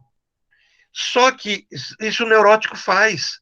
Né? Você chega para o neurótico e fala, fale de você. Aí ele não consegue. Chega para alguém e fala assim, Orlando, me fale de você. Aí o Orlando fica, meu Deus, o que eu vou falar de mim? Não, então, não, me fale sobre seus pais. Me fale sobre sua família. Me fale sobre seu trabalho. E um bom analista, quando eu falo sobre minha família, sobre os meus pais, sobre o meu trabalho, ele percebe que eu estou falando de mim, porque eu me projeto no outro. O psicótico, ele não consegue se achar no outro, porque ele diz que aquele outro o agride, é o paranoico. Aquele outro não é ele. Consegui encaixar, Sinara, dentro do que você estava falando? Sim, Orlando. Exato, obrigada. Arte-terapia, tá, gente? Maravilha, se puderem encaminhar. Eu tenho uma técnica que eu estou usando com os pacientes. Eu queria ter a oportunidade, não vou contar para vocês como é que é, mas é a técnica da cerâmica quebrada, vou chamar assim. A japonesa, não é? Ah, você descobriu, Sinara? Não pode. Você já fez? Orlando, eu não fiz na prática, assim, mas eu adoro essa Nossa, abordagem. eu estou usando com o paciente, Sinara. Que delícia de você pegar para o paciente, pedir para que ele escolha uma xícara, um vaso, alguma coisa, porque ele gosta. E aí eu utilizo e peço que ele coloque esse vaso num saco, num guardanapo, e ele jogue no chão para quebrar, não esmiuçar, quebrar. E depois ele tem que reconstruir. E depois que ele reconstrói todas as cicatrizes, aí ele passa o esmalte dourado. E aí ele tem que ficar contemplando aquele objeto, e entender que ele é assim. Nós somos costurados e precisamos entender que os pedaços são pedaços nossos mesmos e precisam ser bonitos, porque são nossos, dourados, não podem ser jogados fora. Então, é muito interessante. O psicótico é alguém que quebrou e quando o pedaço cai para o outro lado, ele não reconhece que é dele, ele não consegue encaixar. E é interessante que se você pede para que ele encaixe objetos, ele não consegue encaixar. Eu tenho desenhos de psicóticos onde ele vai desenhar uma pessoa, ele desenha o braço fora do corpo. É muito curioso. Ele vai desenhar uma cabeça, a cabeça está aberta. Está desapregado. A orelha está uma para cima, outra para baixo. Os olhos não vão os dois para o mesmo lado, é o olho estrábico. O olho do desenho psicótico do olhar, você se assusta. Eu vou ver se arrumo um tempinho para no próximo encontro pegar as projeções desses desenhos e mostrar para vocês. Né? Então, eu tenho um, ele surtou, ele veio para minha sala surtado na promotoria. E eu pedi sempre que aparecia um doidinho ali, eu pedi um desenho dele, né? E é muito interessante, um braço sai daqui, o outro braço sai da barriga. Uma perna desce normal, a outra perna vira para a esquerda. É desmontado, e é como está construído dentro da mente dele. Isso eu utilizo muito na análise do desenho infantil. Né? Falar nisso, eu tive um elogio essa semana sobre o curso de análise de desenho infantil, que eu fiquei assim muito envaidecido, né? Uma pessoa está assistindo as minhas aulas do curso de análise de desenho infantil, aquele que a Mônica programou, montou, fez tudo e sumiu da aula, não fez o curso, viu, Mônica? Só para deixar você com água na boca, aí a pessoa disse que nunca assistiu a um curso tão completo quanto aquele. Eu quase explodi, né, na minha vaidade. Mas foi por motivo de força maior, Orlando. Não faz assim, porque eu sou neurótica e daí eu vou ficar o dia inteiro rebobinando essa fala aí. Não, mas a gente vai ter outras oportunidades. E eu que pedi para fazer o curso, você não me avisou? Eu avisei. Você que não fez, Olha. na época eu não sei por quê. Era você e a Mônica. Você falava sempre para eu fazer, e a Mônica, ela arrumou a turma. A Mônica ela organizou, arrumou uma turma, divulgou tudo. Na hora que eu comecei, ela não pôde fazer. Mas eu não recebi nada disso. Faz 1 ano e pouco. Aquela lá, Você não. fez? Você não. fez. Não fiz. Não deu para fazer. Eu estava pedindo para você eu estou fazer. te devendo um relatório.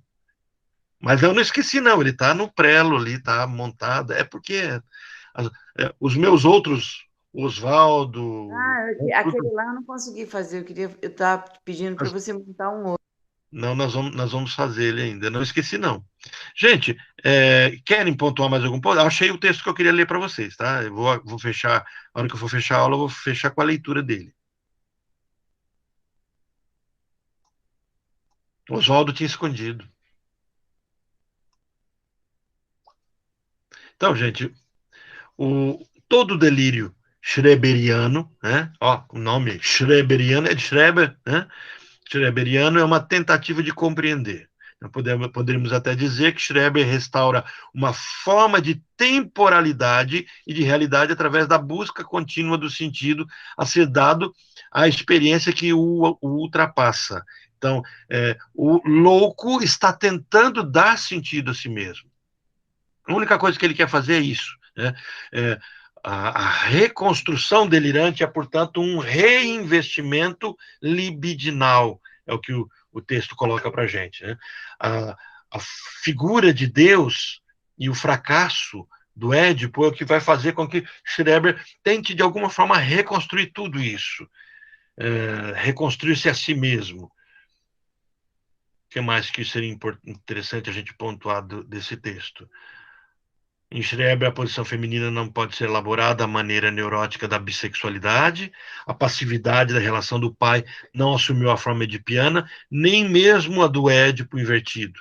Então, para ele, então, não se aplica a casos de psicose como de Schreber, o diagnóstico de uma homo ou heterossexualidade. Então, o que chamamos de homossexualidade de Schreber não tem a ver com a homossexualidade de um neurótico, né? Para ele, essa feminilidade era radicalmente inaceitável, não podia ser mediatizada, seria prontamente chamada de uma femininidade em ato, uma transformação real. Então, assim, uma coisa é a pessoa se sentir mulher ou se sentir homem e fazer uma busca do prazer.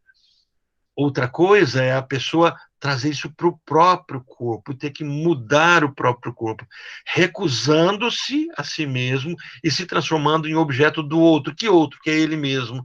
Então, por exemplo, a busca homoafetiva de Schreber era uma busca de si mesmo. Então ele se apaixona por si mesmo. Quando você lê a frase do delírio dele, isso fica muito nítido. Olha, eu estou com a frase aqui para ler para vocês. Um dia, escreveu Schreber de manhã, ainda deitado na cama, não sei mais se meio adormecido ou já desperto. Schreber escrevendo, tá? Não é Freud, não. Tive uma sensação que me perturbou de maneira mais estranha, quando pensei nela depois, e em completo estado de vigília. Foi a ideia de que deveria ser realmente bom ser uma mulher submetendo-se ao coito. Essa ideia era tão alheia a todo o meu modo de sentir que permito me afirmar. Se me ocorresse em plena consciência, eu a teria rejeitado como tal indignação que, de fato, depois de tudo que vivi nesse ínterim, não posso afastar a possibilidade de que ela me tenha sido inspirada por uma influência externa que está em jogo. É assim, então, que Schreber, num segundo tempo, e aí vem o que Lacan coloca, o psicótico não está inscrito, não há um inconsciente escrito. A escrita, quando a gente pensa em computador, hoje fica até mais fácil perceber isso, né? Os programas estão escritos, então o desencadear de um computador, de um celular, é por aquilo que já está escrito, programado. O neurótico é alguém escrito, e por isso que ele tem, eu usei a ilustração do Uber, eu usei a ilustração que Freud usa a questão do estranho. Eu tenho um estranho que diz que tem o meu script, um estranho que diz, ó, a vida é assim. E por isso eu não tenho uma autossabotagem, eu tenho um script escrito por um outro eu, que sou o eu de verdade, mas que eu não consigo ter acesso a ele. Está escrito. E quando eu leio, gravem essa expressão que é muito curiosa. Quando eu leio o escrito, como é que eu leio o escrito? Falando. Quando eu falo sobre mim mesmo, sobre as minhas angústias, eu estou lendo o escrito. Quando eu leio o escrito se torna consciente. Isso é a perspectiva, né, do manejo clínico lacaniano. Eu preciso que o meu paciente fale, mas o psicótico não está escrito. Ele está às claras, ele está vivendo. Então, ele diz aqui, é assim que Schreber, no segundo tempo da escrita, que já é um distanciamento, presta contas desse momento de intrusão, esse outro dele que o invade, e o invade não sendo reconhecido como ele. Ele diz assim, vem de fora. Essa é a perspectiva da loucura. Não vem de dentro. De onde vem a voz do neurótico? O neurótico fala sozinho. Então, se você fala sozinho, não se assusta, é normal. O neurótico fala sozinho, mas o neurótico sabe que a voz que responde é dele. Ele sabe que ele que vocaliza. O psicótico não reconhece a própria voz e só pode deduzir que ela vem de fora.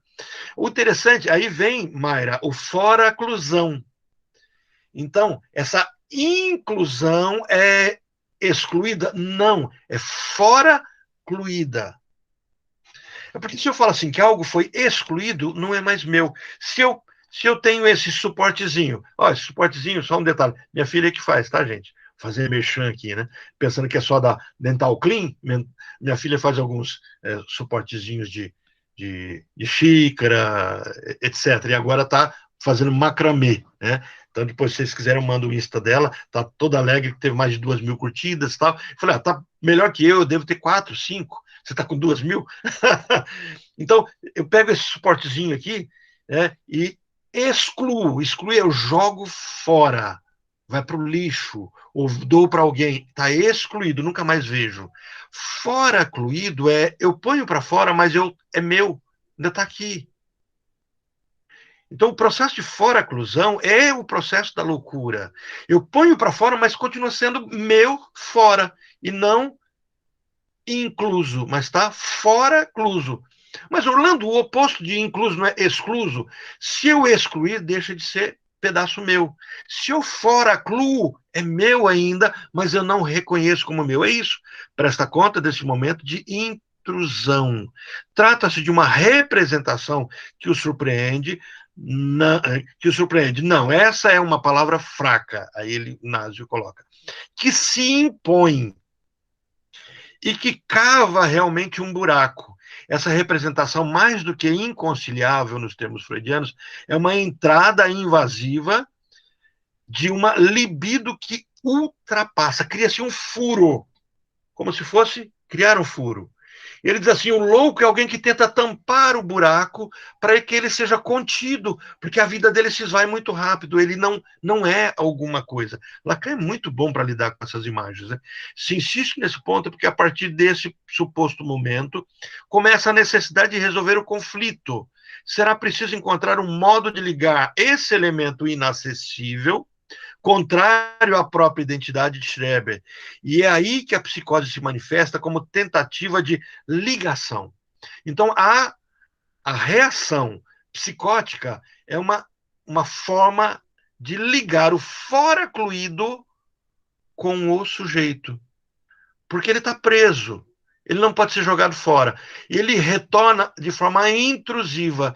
Como é que eu ligo? Por meio de alucinação ou delírio. Mas esse trabalho será feito por... E aí ele vai dizendo que a doença vai fazendo todo esse caminho. Né? Certo? Temos 5 minutinhos, mas alguém gostaria de falar alguma coisa? E eu tenho uma última frase do texto de Schreber que eu achei maravilhoso também, que eu quero compartilhar com vocês. E aí fecha. É bem poético. Nada? Todos incluídos ou fora incluídos? Incluídos. Que bom. Então, a paranoia, eu espero que a paranoia passe a...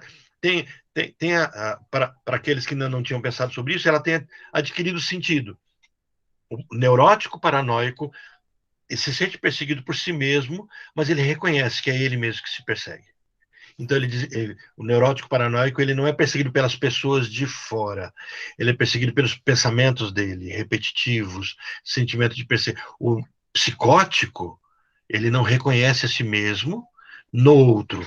Então, o outro ataca, o outro agride, mas é ele mesmo, mas é o outro que o ataca, o outro que o odeia, o outro que o persegue. Eu me lembro de um paciente que ele dizia assim, Orlando, eu estou andando para casa, toda esquina tem uma pessoa me esperando. E como ele trabalhava na área de segurança, ele dizia assim, estão tentando me matar. Então, havia lógica no pensamento dele. E ele estava tomando remédio para não dormir. Quando ele para de tomar os remédios, quando ele faz a terapia dele, um dia ele fala assim, Orlando, eu perguntei para ele assim, e aí as perseguições? Você não tem mais. Eu percebi que era tudo da minha cabeça. A sombra atacava ele estava andando, a sombra como tentava agredi-lo. Tinha sempre, ele via uma moto, a moto estava perseguindo ele via um carro, o carro estava atrás dele. Isso é paranoia. Então, por isso que eu queria que vocês assistissem Uma Mente Brilhante para compreender isso. Ai, Orlando, agora eu fiquei com uma pulga atrás da orelha. Eu tinha um namoradinho quando eu era adolescente. O primeiro namoradinho, eu lembro que quando a gente saía, ele fica assim, um menino muito bonito, alto e tal. Só que a gente tava sentado numa lanchonete e ele ficava assim, nossa, tá todo mundo me olhando. Você viu que tá todo mundo me olhando? Ele tinha essa coisa que tava todo mundo prestando atenção nele, tava todo mundo olhando, tava todo mundo... E eu achei aquilo muito esquisito, terminei com ele, né? Ainda bem, hein? E Era pra estar ainda casado com um bem. psicótico, hein? Então, isso que eu tô pensando, eu acho que ele Melhor o tinha... neurótico obsessivo. Ah, sem dúvida nenhuma, eu prefiro ficar sendo acordada às 7 horas da manhã com café do que Mas ficar com perseguição. Érica, Mas eu acho que ele tinha tendências ali, uma psicose. Eu não sei, eu acho que não tinha quebrado ainda, de repente, mas era uma mania de perseguição muito grande. é um indicador. É um indicador de psicose. Ó, eu já prestava atenção nessas coisas naquela época, quando eu era adolescente, então eu já sabia que tinha alguma coisa muito de errada, muito estranha. Hoje em dia, o bom é que eu já sei Estava até do conhecendo a filme mente humana. Semis, né? É bem isso. Gente, olha só como é que eu quero fechar com vocês essa leitura, né? Que é onde Schreber exprime por meio de um desmoronamento temporal, que ele vai chamar de meu tempo sagrado. Ele diz assim: era como se cada. Só para vocês compreenderem que nos surtos o tempo não é o nosso tempo, tá? Não, o tempo da pessoa em surto não é o nosso tempo, do cronômetro. Era como se cada noite tivesse tido a duração de vários séculos. De modo que, durante essa imensidão de tempo, poderia ter ocorrido as mais profundas transformações na espécie humana, na própria Terra e em todo o sistema solar. Profundo, né? Se tiverem com tempinho para ler, eu vou mandar para vocês o livro do próprio Schreber, para vocês compreenderem. Orlando, Oi? só uma curiosidade. Você já assistiu Lucy? Aquele do avanço científico? É. Sim, sim. Então, dá para fazer aí algum paralelo? De que aquilo teria acontecido. É porque é uma ficção, né? Desencadeado sim, mas desencadeado pelas drogas e que ela absorveu. Eu nunca pensei nesse formato, mas dá sim. Assim, tirando o aspecto, porque daí você Tirando. automaticamente vai interpretar que ela estaria dentro de um surto, né?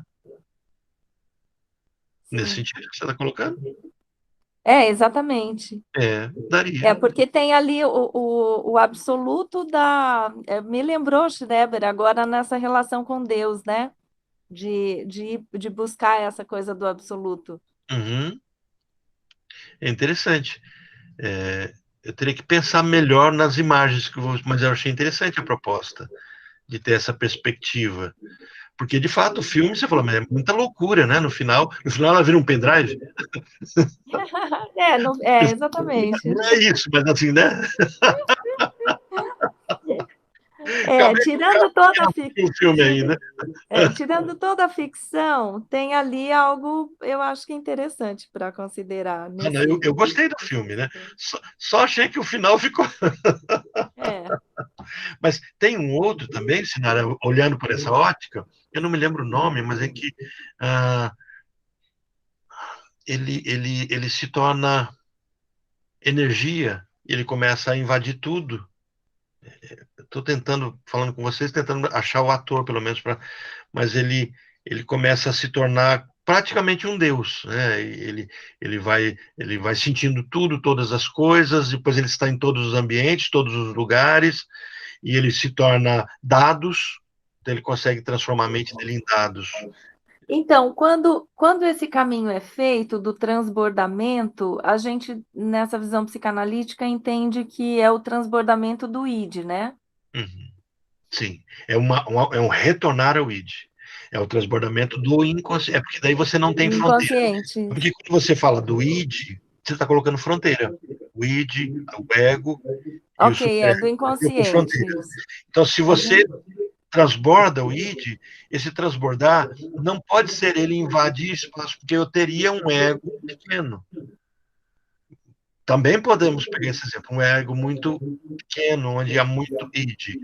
Mas parece que a ilustração de que existe um processo de desfazimento de limites, onde o real se mistura as imagens, ele caberia bem. E nessa ilustração do filme Lucy, talvez nós poderemos ter isso, né? Onde não tem mais o real, não tem mais o imaginário, não tem mais o simbólico, está tudo misturado. Está tudo dentro da mente, fora da mente, né? Uhum. Eu acho que é uma analogia interessante. É um assunto que dá muito pano para manga, né, Orlando? Não dá para entrar nisso agora, mas... Gente, ó, nós não terminamos sobre loucura, nós falamos hoje sobre paranoia. Semana que vem é um caso bem complicado, é o caso Dick, tá? Então, a gente vai ver, avancei no texto que eu mandei para vocês, a gente vai ver o caso Dick, acho que foi atendido pela Klein, e aí a gente vai compreender um pouquinho desse comportamento mais agressivo de alguns loucos, né? Porque o paranoico, ele é defensivo. Agora a gente vai ver aquele que agride, aquele que ataca, né? Então, assim, de forma muito simplória, a gente tem os paranoicos, nós teríamos os maníacos e teríamos os esquizofrênicos, os que têm parafrenia. Teríamos esses três, de forma muito freudiana, muito ortodoxa. Né? E aí a gente vai ver os casos clássicos da psicanálise e vamos perceber que existem outros casos. Talvez na semana que vem eu traga 2 personagens, não só um. Mas eu vejo com vocês direitinho ao preparar a aula. Tá bom? Legal. Orlando, só uma última pergunta. No caso do Jung, ele tem algum livro específico sobre... Porque ele tem uma outra visão, né? Outra Ele visão. parte de outros princípios. Sim. Mas ele aborda esses casos assim de loucura de uma forma específica em alguma obra? Eu tenho que verificar. Como ele estava vinculado a Bleuler, que está ali na Suíça também, e a própria construção da esquizofrenia, eu não sei se o homem e seus símbolos trabalham um pouco desse viés, mas eu posso dar uma explorada e conseguir alguma biografia para você, uma referência. Tranquilo. Não, Tá? ok. Muito Tá bom? obrigada. Mas Beijo grande. O olhar é bem outro, é bem diferente. Sim, interessante conhecer as perspectivas, né? Quem trabalha muito esse viés junguiano, se aproxima, os psicólogos transpessoais, da transpessoalidade.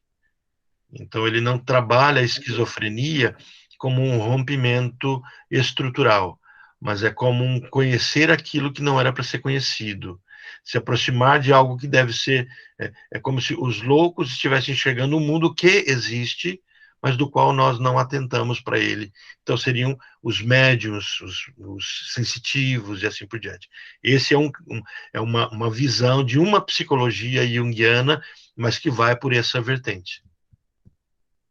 Tá? Entendi. Mas eu vejo que inclui os campos mórficos, energéticos e coisas sim, assim, né? Isso, aí vai entrar nesse campo. Sim, beleza. Muito obrigada, Orlando. Um beijo grande para você, para o obrigado. grupo, Foi todas as muito bom estar meninas com aí. vocês hoje. Valeu, obrigada. Um beijo. Outro tchau.